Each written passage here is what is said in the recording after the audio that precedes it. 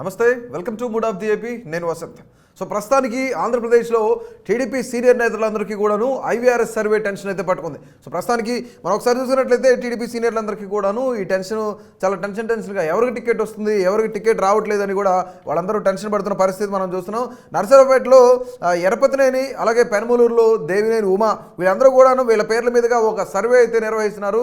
ఈ సర్వే మీద వీళ్ళందరూ సీనియర్లందరూ కూడాను టికెట్ వస్తుందా రావట్లేదా, టికెట్ ఎక్కడ ఎప్పుడు ఎవరికి కేటాయిస్తారనేది కూడా చాలా టెన్షన్లో ఉన్న ప్రతి ఒక్కటి కూడాను. సో మనం ఒకసారి ఐవీఆర్ఎస్ కాల్స్ వీళ్ళ పేర్ల మీద కూడా గతంలో కూడాను ఆనం రామనారాయణ రెడ్డి పేరు మీద కూడాను గతంలో 3 సార్లు ఈ ఐవీఆర్ఎస్ సర్వే కూడా నిర్వహించారు.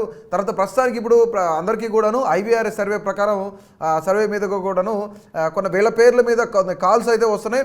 వీటి మీద అనేకమైన టెన్షన్లు పెట్టుకున్నారు సీనియర్లందరూ కూడాను. ఇప్పటికే గంటా శ్రీనివాసరావు, దేవినేని ఉమా, ఎరపతినేని వీళ్ళందరూ కూడాను, కిష్టప్ప కూడాను, వీళ్ళందరూ కూడాను చంద్రబాబు నాయుడు ఇంటికి ఇప్పటికే క్యూ కట్టారు. ప్రస్తుతం వాళ్ళ టికెట్ ఎక్కడ కేటాయిస్తారు ఏంటి, వాళ్ళ పరిస్థితులు ఏంటి అని కూడా ఆలోచించిన పరిస్థితి కూడా ఉంది. అలాగే మైలవరం నియోజకవర్గంలో చూసుకున్నట్లయితే ఒకసారి ఒక బేగ్, ఎవరైతే ఎంఎస్ బేగ్ అనే పేరు మీద ఒక ఐవీఆర్ఎస్ సర్వే అయితే నిర్వహిస్తున్నారు. కొత్త పేర్లతో కూడా ఈ సర్వే నిర్వహించడంతో సీనియర్లు అందరూ కూడాను ఇప్పుడు చంద్రబాబు నాయుడు ఎవరికైతే కొత్త వాళ్ళకి ఎక్కువ అవకాశం ఇచ్చారు మొదటి లిస్టులో కూడాను, అలాగే సిట్టింగ్ 23 మంది ఎవరైతే ఉన్నారో వాళ్ళందరికీ కూడా టికెట్ కేటాయించడం కూడా జరిగింది. సో ప్రస్తుతానికి ఇవన్నీ కూడాను వీళ్ళ సీనియర్లందరికీ టెన్షన్ పెడుతున్న పరిస్థితి ఉంది. తర్వాత సర్వేపల్లి సీటును సోమిరెడ్డి ఆశిస్తున్నారు, కానీ ఆయన పేరు మీద కాకుండా మరొకరి పేరు మీద ఈ ఐవీఆర్ఎస్ సర్వే అనేది కూడా నిర్వహిస్తున్న పరిస్థితి కనిపిస్తుంది. అక్కడ పెళ్లకూరు శ్రీనివాసరెడ్డి పేరు మీద మాత్రమే ఐవీఆర్ఎస్ సర్వే జరుగుతుంది అక్కడ. అలాగే ఈ సర్వేకి సంబంధించి అనేకమైన ఆలోచనలు, అనేకమైన వీళ్ళందరికీ కూడా అనుమానాలు వ్యక్తం అవుతున్నాయి సీనియర్స్ అందరికీ కూడాను. అలాగే నరసరావుపేటకు సంబంధించి ఎరపతినేని పేరు మీద ఐవీఆర్ఎస్ సర్వే కూడా జరుగుతుంది. వీళ్ళందరూ కూడాను టెన్షన్లో ఉన్నారు, ఒకరి తర్వాత ఒకరు. ఇప్పటికే చంద్రబాబు నాయుడిని కలవడం, వాళ్ళ యొక్క స్థానాలు ఎక్కడి నుంచి కేటాయిస్తారు, అసెంబ్లీ కానీ లోక్సభ కానీ ఏ టికెట్ కేటాయిస్తారనే దాని మీద కూడాను వీళ్ళందరూ కూడా కొంత టెన్షన్ పడుతున్న పరిస్థితి ఉంది. అలాగే విశాఖ జిల్లాకు సంబంధించి బండారు సత్యనారాయణమూర్తి పేరు మీద ఇప్పటికీ కూడాను ఆయనకి పెందుర్తి టికెట్ పైన కొంత క్లారిటీ అనేది రాలేదు.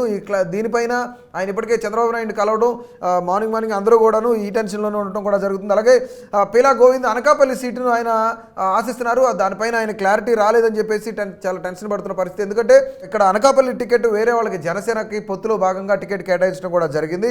అక్కడ ఈ జనసేన టికెట్ అక్కడ కేటాయించారు కాబట్టి గోవింద్ పరిస్థితి ఏంటి అనేది కూడా ఆయన చంద్రబాబు నాయుడు కలవడం కూడా జరిగింది. అలాగే సీనియర్స్కి సంబంధించి ఐవీఆర్ఎస్ సర్వే అనేది ప్రతిసారి ఇది టెన్షన్ పెడుతూ వస్తుంది. అంటే గతంలో కూడాను ఒక 3 సార్లు ఈ ఐవీఆర్ఎస్ పేరు మీద సర్వే అనేది జరిగింది.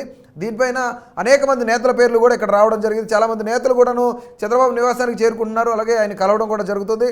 అలాగే గన్ని ఆంజనేయులు కూడాను పశ్చిమ గోదావరి జిల్లాలో ఉంగుటూరు స్థానం జనసేనకు వెళుతుందని ఆందోళనలో ఉన్నారు. ఆయన మొదటి జాబితాలో ఆయనకు చోటు కూడా దక్కలేదు. సో ఈ టికెట్ ఏమన్నా ఉంగుటూరుకు సంబంధించిన టికెట్ ఏమన్నా జనసేనకు వెళుతుందా అన్నట్లు కూడాను ఆయన ఆలోచించి ఇప్పటికే చంద్రబాబు నాయుడు కూడా కలవడం జరిగింది. అంటే ఒకవేళ ఉంగుటూరు టికెట్ జనసేన కేటాయిస్తే ఆయన స్థానం ఏంటి, ఆయన పరిస్థితి ఏంటనేది కూడా ఆయన ఆలోచిస్తున్నారు. అలాగే టీడీపీ సీనియర్ నేత ఖమ్మంపాటి రామ్మోహన్ కూడా ఈసారి ఏలూరు ఎంపీ స్థానాన్ని ఆశిస్తున్నారు. ఆయన ఏలూరు నుంచి పోటీ చేయాలని చూస్తున్నారు లోక్సభ స్థానానికి.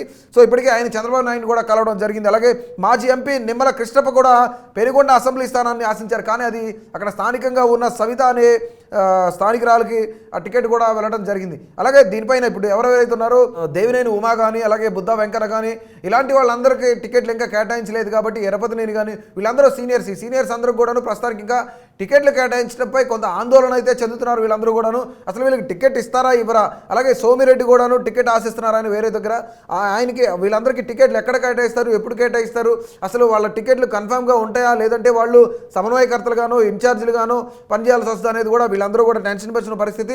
మరికొద్ది రోజుల్లో మొదటి లిస్టు 94 మంది టీడీపీ, అలాగే మరొక 24 మంది జనసేనకి కేటాయించి దాదాపుగా 118 మంది అభ్యర్థులతో టీడీపీ జనసేన కూటమి మొదటి లిస్టును అయితే ప్రవేశపెట్టింది. మరొక 57 నియోజకవర్గాలు అట్లా మిగిలి ఉన్నాయి. 57 నియోజకవర్గాల్లో సీనియర్కి టికెట్ ఇస్తారా ఇవ్వరా, లేదంటే ఎక్కడ కేటాయిస్తారు, ఎప్పుడు కేటాయిస్తారు, లేదంటే వీళ్ళు కొంత వేరే ఇన్ఛార్జీలుగా ఉండడమా సమన్వయకర్తలుగా ఉండడమా అనేది కూడాను ఇప్పుడు టెన్షన్ పడుతున్న పరిస్థితి ప్రతి ఒక్క సీనియర్ కూడాను. సో చూద్దాం, మరికొద్ది రోజుల్లో మరొక వారం రోజుల్లోనే రెండో లిస్టు కూడాను విడుదల చేస్తారన్న తరుణంలో సీనియర్లకు టికెట్ దక్కుతుందా దక్కదా అని టెన్షన్ పడుతున్న పరిస్థితి సీనియర్లందరికీ కూడా నెలకొంది. Please subscribe to KTV Telugu. KTV Telugu. KTV Telugu. KTV Telugu. KTV Telugu channel.